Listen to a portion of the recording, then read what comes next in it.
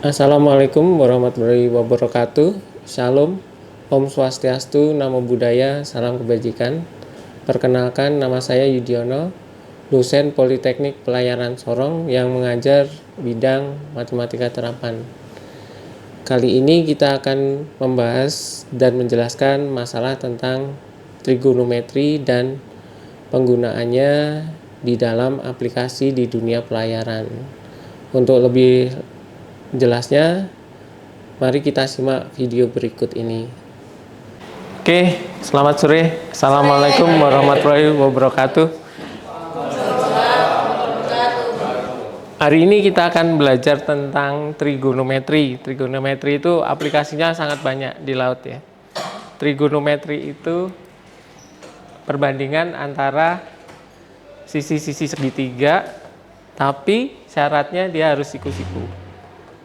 Jadi tanpa mengetahui tinggi pohon ini, kalau kita tahu sudutnya ini sama panjangnya ini, kita bisa tentukan tingginya. Fungsinya nanti akan banyak sekali di laut, termasuk untuk menentukan gelombang pasang surut air laut. Kan kalian pelaut. Jadi ada 3 sebenarnya, sin, cos, tangen. Tapi nanti ada kebalikannya, itu sekan, kosekan, sama kotangan. Tapi kita hanya mau gambar grafik sin, cos, tangen. Jadi trigonometri itu nanti bisa digunakan untuk menentukan posisi kapal. Jadi kalau ini ada port, ini pelabuhan, ini kapal kita. Jadi ini nanti kita bisa bikin koordinat, ini koordinat Y, ini X, ini ada sudut. Kita bisa menentukan jaraknya dari koordinat X sama Y. Itu untuk menentukan posisi. Yang kedua, karena posisinya tahu, kita bisa menentukan jarak. Berarti memakai teorema Pythagoras.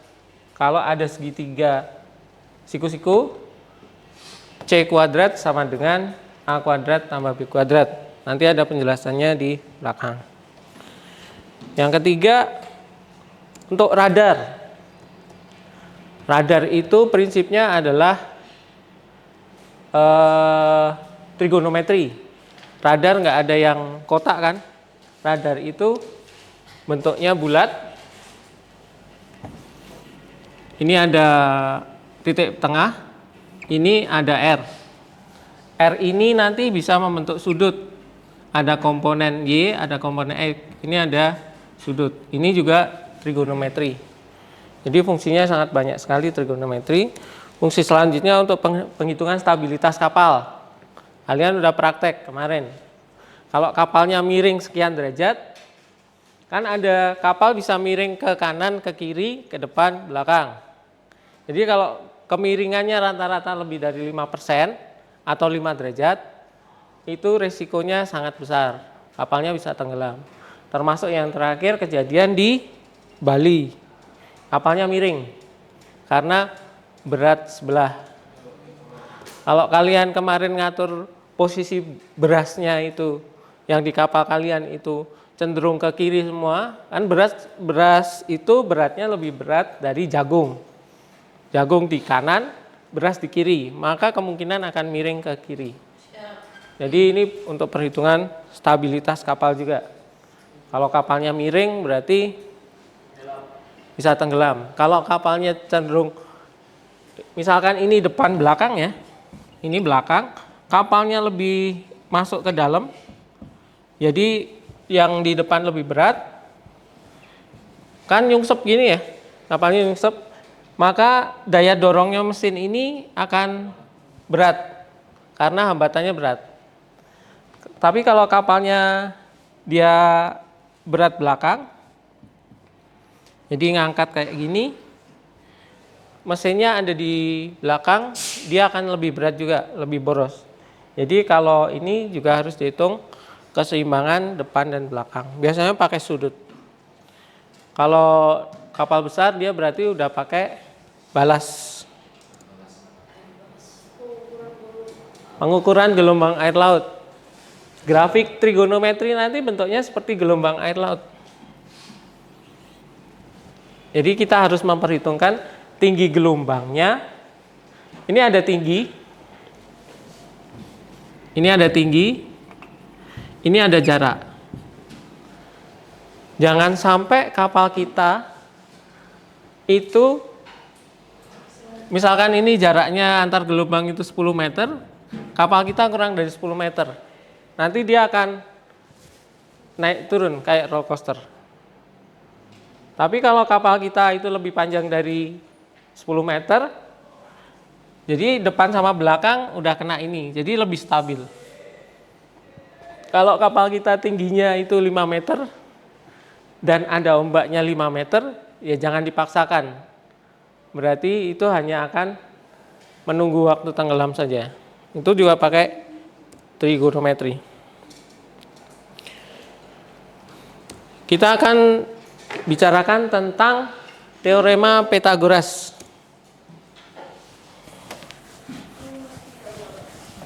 Rumus Pythagoras itu kalian udah katam sekali, udah jago sekali. Rumus Pythagoras itu sisi miring adalah kuadrat dari dua sisinya. Jadi ini C, ini sisi miring. Ini dikuadratkan sama dengan A kuadrat ditambah B kuadrat. Syaratnya di sini harus siku-siku. Kalau nggak siku-siku, rumusnya beda lagi.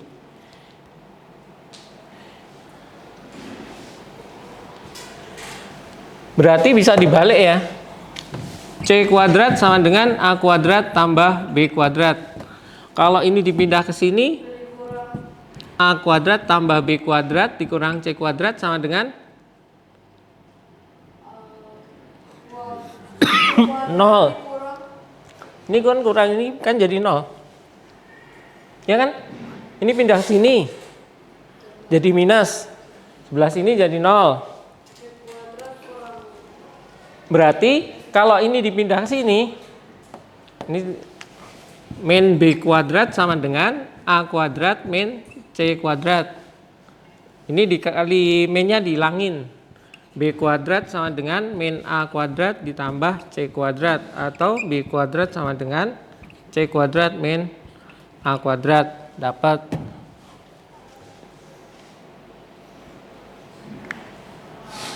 Atau yang dipindah adalah A-nya. A-nya dipindah ke sini. Saya ngambil dari sini. 0 sama dengan A kuadrat tambah B kuadrat dikurang C kuadrat. A-nya pindah sini. Min A kuadrat sama dengan B kuadrat min C kuadrat. Berarti kalau min-nya dihilangi, A kuadrat, ininya jadi minus C kuadrat min B kuadrat. Berarti ini harus dibolak-balik.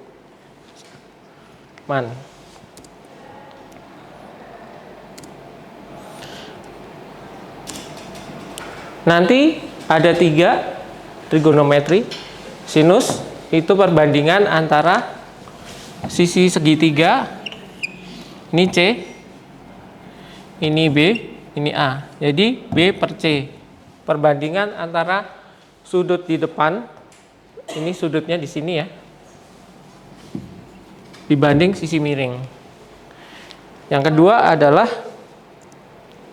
depan dibagi miring. Yang kedua cos itu bawah dibagi sisi miring. Berarti ini A per C. Yang terakhir adalah tangen. Tangen itu antara sudut di depan dibagi di bawah.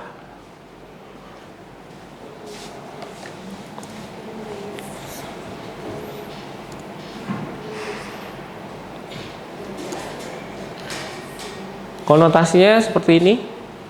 Oh ini kita ambil A aja ya, karena sudut di depan A. Ini A, ini B. Sini itu adalah A dibagi C. A dibagi C. Cosnya itu B dibagi C. Tangannya itu A per B.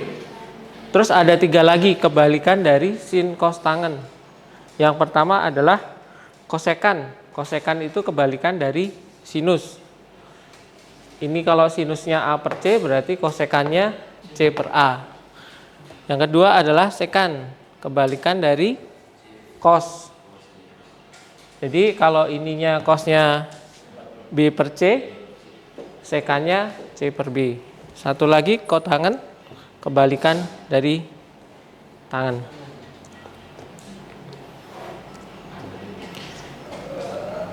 Saya akan jelasin untuk nanti menggambar grafik trigonometri. Grafik trigonometri bentuknya kayak gelombang air laut tadi. Dimulai dari sudut 30 derajat. 30 derajat itu nanti didapatkan dari segitiga sama sisi. Tapi ini udah saya putar ya. Jadi bentuknya seperti ini aslinya.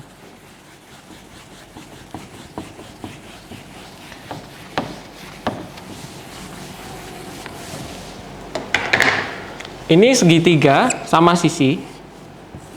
Kalau segitiga sama sisi berarti panjang sisinya sama, besar sudutnya sama. Berarti ini 60, 60, 60. Ini saya bagi 2. Ini berarti jadi 30, 30.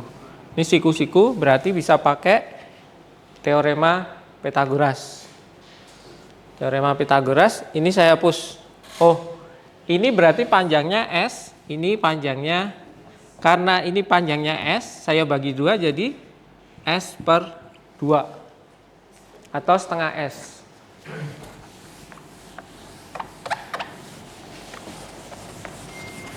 Sekarang yang kita cari adalah panjang ini, panjang X. Kita nggak tahu X-nya berapa. Berarti pakai teorema Pythagoras tadi, C kuadrat sama dengan A kuadrat tambah B kuadrat. C-nya sisi miringnya panjangnya S. S kuadrat sama dengan A kuadratnya kita nggak tahu. Ditambah B kuadratnya S per 2 dikuadratkan. Atau S kuadrat sama dengan X kuadrat ditambah S kuadrat per 4. Karena ini duanya dikuadratkan.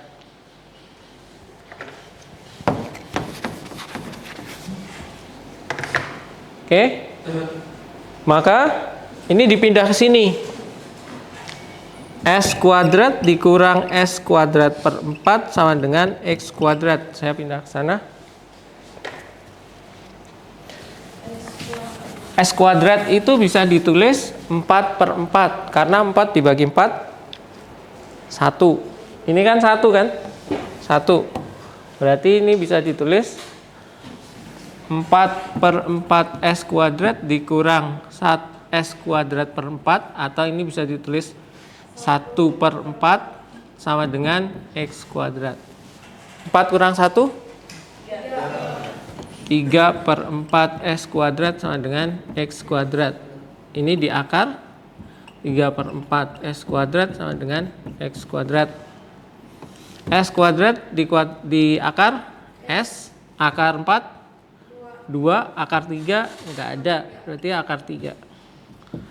X. Ini bisa ditulis setengah akar 3S. X. Maka di sini dapat setengah akar 3.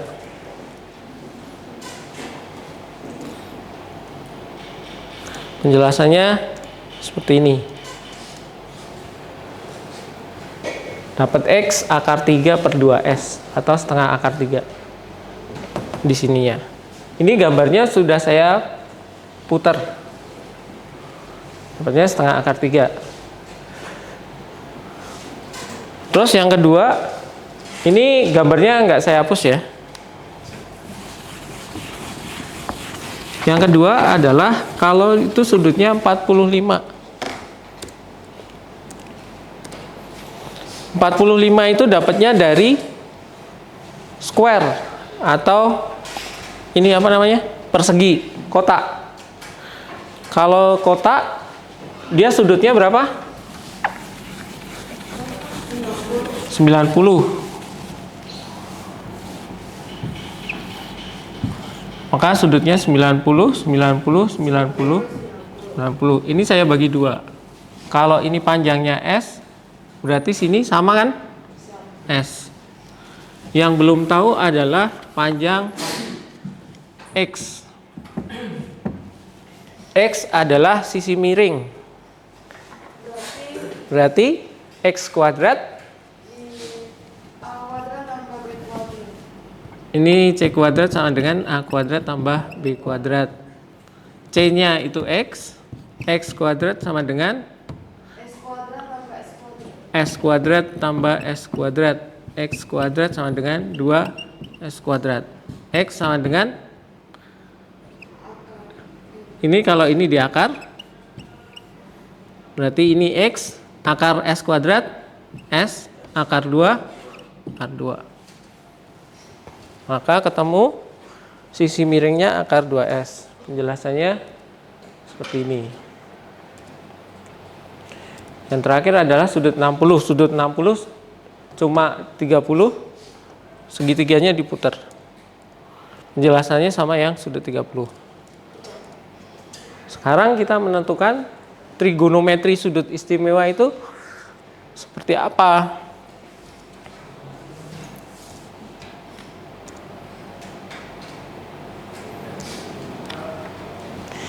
Maka kalau dari gambar ini, sudutnya ini saya putar, 30-nya di sini, 60-nya di sini sama.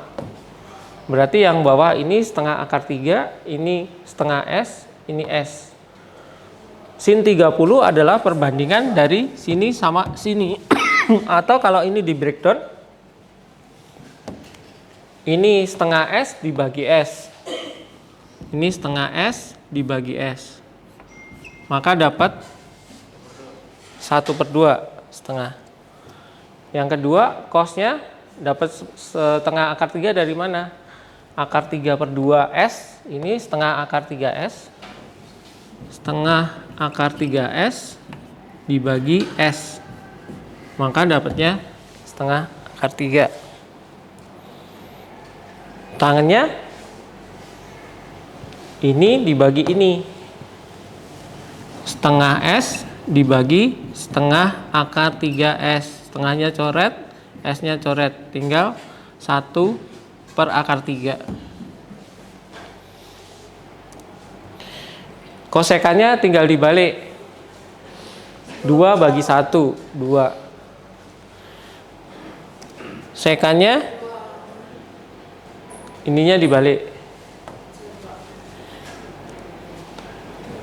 Kotangannya ininya dibalik, akar 3/1.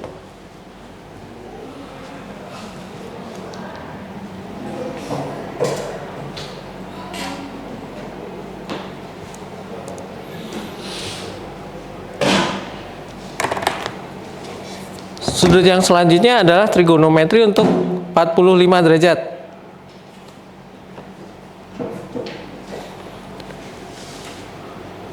Ini masih ada tulisannya ini.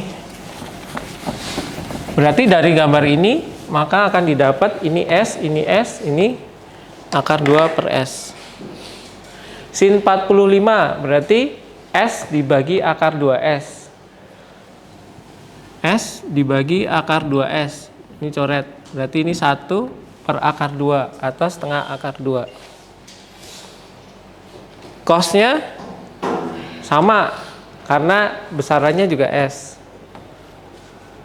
Tangannya ini dapatnya S dibagi S 1. Kosekannya tinggal dibalik.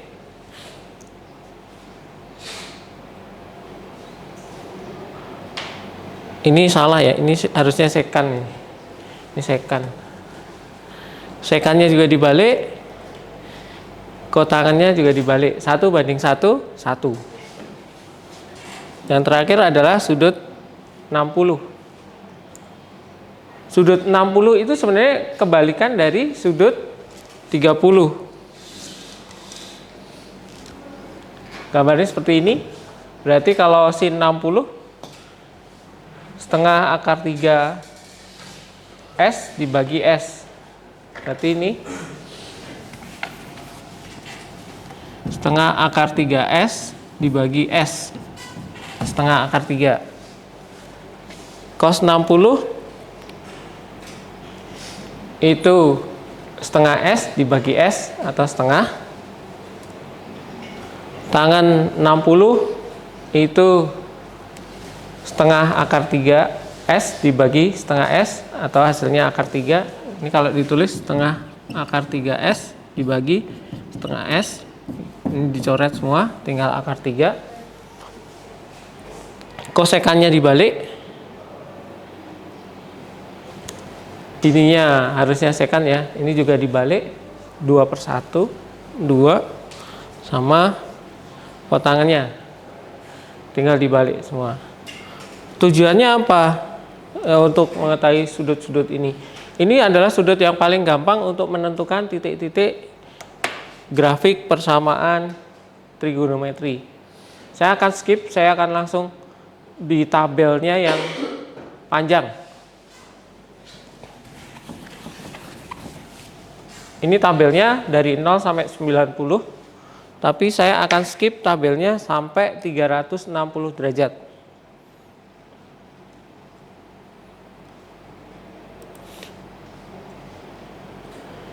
Tabelnya yang 360 derajat.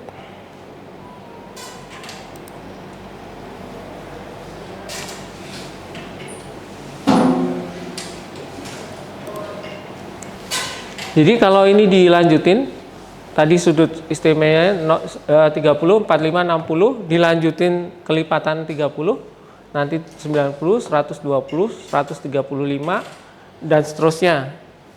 Ini nanti ada 4 daerah, sebenarnya 4 kuadran, tapi saya skip aja untuk mendapatkan ini. Jadi dari 0, grafiknya itu naik, kalau sinus ya, dia 0 naik sampai 1, mentok 1, turun, balik ke 0, terus dia di bawah, minus, mentok di minus 1, naik lagi. Jadi kalau digambar, grafiknya nanti akan seperti ini.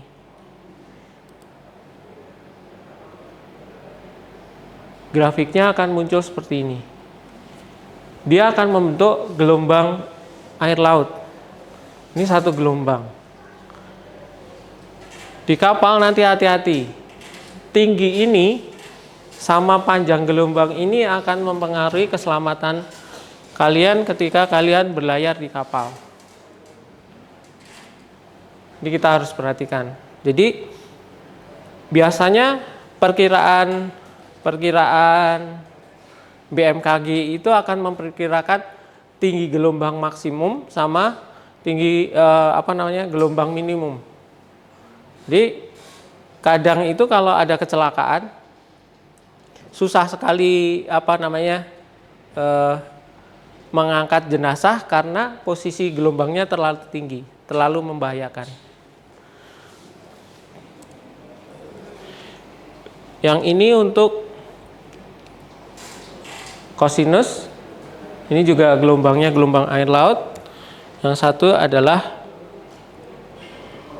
tangan. Tangan ini grafiknya nanti sampai tak hingga. Oke. Terima kasih atas waktunya. Saya cukupkan sampai sekian. Selamat sore.